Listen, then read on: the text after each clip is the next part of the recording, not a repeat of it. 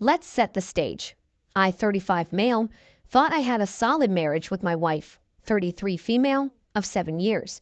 We had built a life together, and I believed in the strength of our bond. We met in our early 20s and instantly knew we would be together forever. We are both very career-driven people and have always discussed having children. Because of the financial commitment involved, we wanted to wait until we were on solid ground before trying. About a year before all of this, we began trying to have a baby, but my wife was infertile, so we couldn't have one naturally. I wanted to discuss other options, but she seemed to be uninterested in any other alternatives and shut me out completely.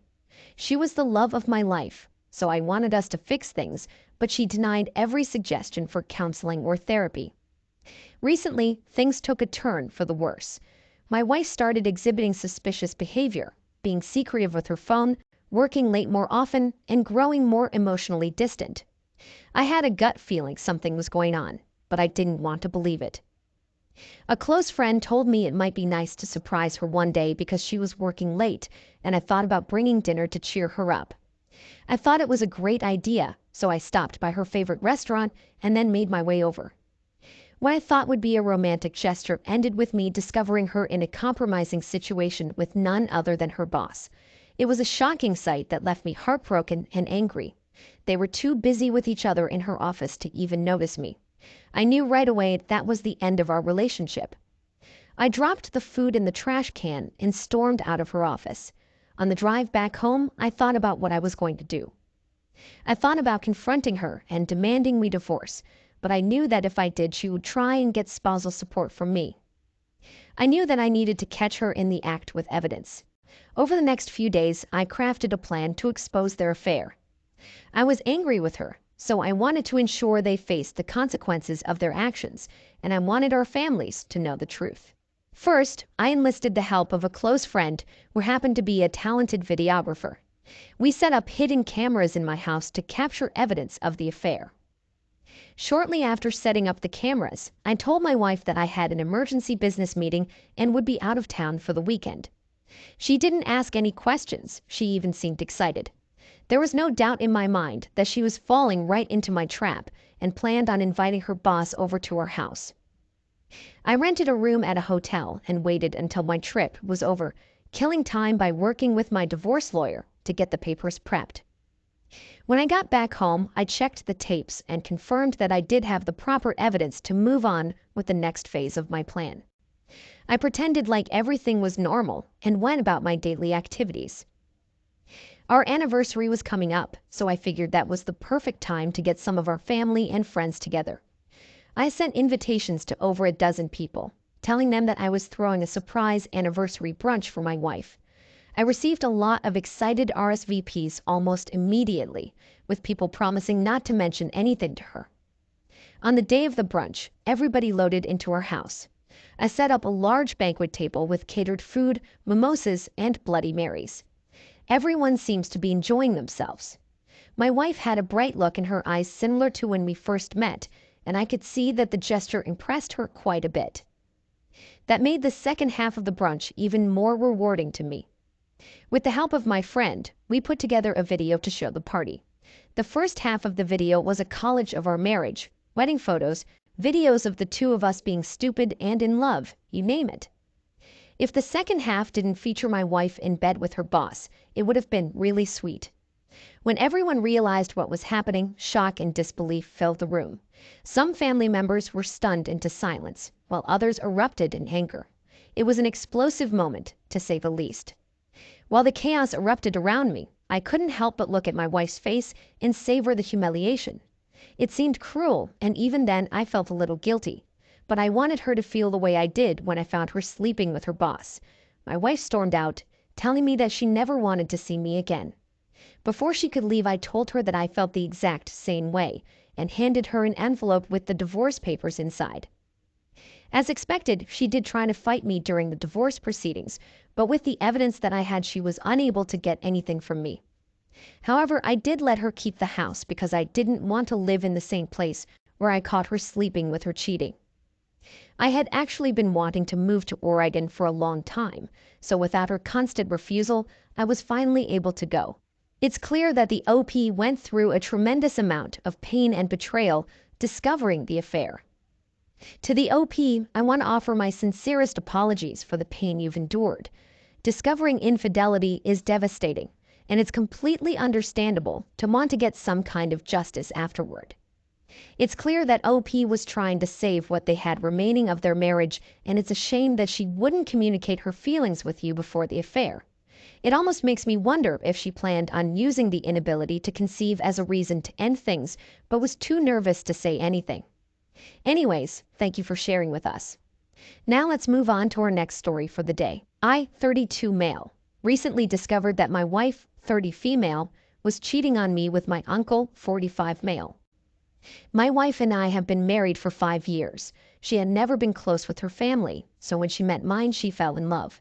We've always been extremely close-knit, and we all cared deeply for one another.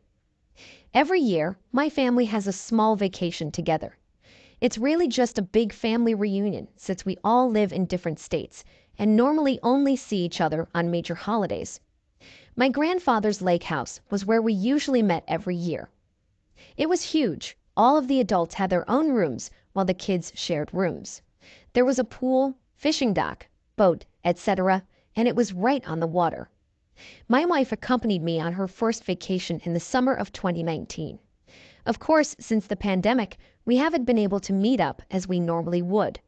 My wife got pregnant in February of 2021, so we were extra careful to minimize exposure with a new baby on the way.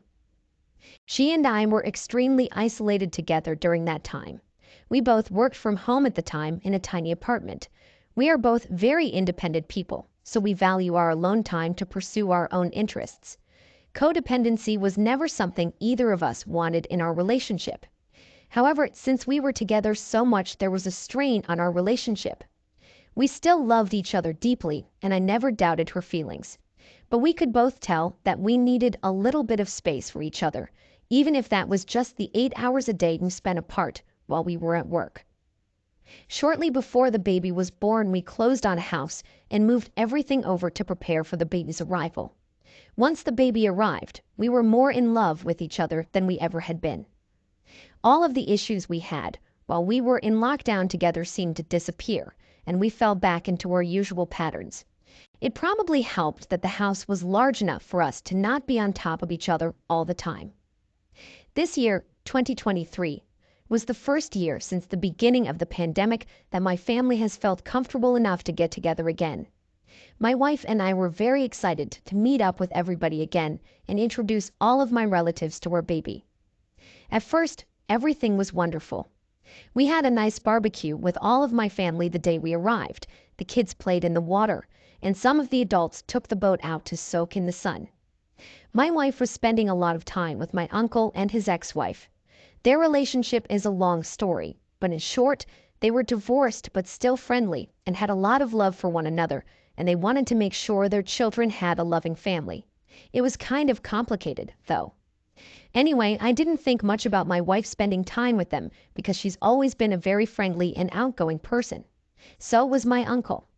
Both of them were the life of any party they would go to. It seemed natural that both outrageous personalities would gravitate toward one another. I must have had my blinders on for the first couple of days of the vacation, because on the third day, when we were all sitting around the dinner table eating, I noticed my wife shuffling around in her seat a lot. She was sitting next to me, and my uncle was across from her. I tried to be subtle about figuring out what was going on, but I was able to catch a glance under the table to see her sliding her foot up his thigh. Instantly, I felt like I was going to be sick. I couldn't believe what I was seeing, and I didn't want to. I had to get away, so I faked feeling sick and went up to her room to lie down. She offered to come with me, but I told her I was fine. I just had to get away from her. Her laptop was sitting on the bed, and I couldn't resist the temptation to see if there had been any communication between her and my uncle. I hated to be the person to look through someone's messages, but that behavior couldn't have started out of the blue, right? I knew her password, so I logged into her Facebook account and searched through her messages. Lo and behold, I found her chats with my uncle. It all started when he posted a picture of himself at the beach on his timeline. She messaged him first, hinting at how good he looked. From there, the messages took a turn. They were extremely flirty, sexting, and they even exchanged some pictures with each other. It had been going on virtually for over a year. It didn't seem like they had any feelings for one another. It was purely lust. When I saw their most recent messages, my heart sank. She told him that they would finally have a chance to be with each other at the reunion, and that was what she was looking forward to most. Apparently, they snuck off to the boathouse together the night before to have sex, and they planned on doing it again that night. I was in so much pain that I didn't think there was any way for me to stay there. I thought about leaving and going home to pack my things, but I came up with a better idea. I wanted my family to know what they had done. I acted normal for the rest of the night, pretending to have a headache and staying behind in my room. After my wife thought that I was asleep, I joined some of my cousins on the porch later that night. I suggested that we should take the boat out and have a couple of beers on the water. At that time, I knew that my wife and uncle were planning on meeting each other there, and my cousins were always down for something spontaneous like that.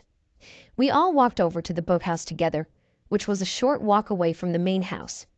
It was the only place on the property where somebody could go to have an illicit affair like they were without the risk of getting caught. When we got there, I opened the door to expose both of them to my cousins. The lights were already on, so they saw everything that was happening on top of the boat. I stormed off, pretending like I wasn't expecting to see what I did. My wife chased after me, and I told her that we were done, that there was no excuse for her behavior, and that I was going to file for divorce in the morning. She begged me not to do that, but I didn't listen. My cousins got into a blowout argument with my uncle for betraying his family the way he did. It was so loud that everyone else in the house woke up and got involved. Absolutely nobody could see either of their sides. In the end, I was able to divorce her, so she was out of the family for good. My uncle was shamed by everyone and told he would not be invited to the reunions anymore after that. His ex-wife and children were ashamed of his behavior. I hope that they would still consider going without him, but we'll see what happens next summer. First off, OP, I am so sorry you had to go through that. You had gone through a lot with your ex before the vacation, and it really seemed like things were going to work out.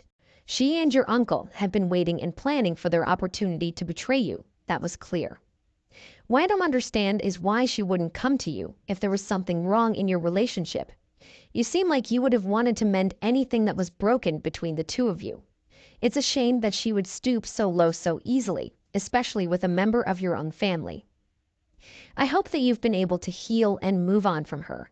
From what you've described of your relationship, it sounds like you're better off without her. Thank you all for taking the time to listen to today's stories. If you enjoyed listening, please feel free to like and subscribe if you haven't already. Also, comment below with your thoughts on what happened. If there is a story you would like to share with me about your own situation or someone else's, then please do not hesitate to contact me. Take care.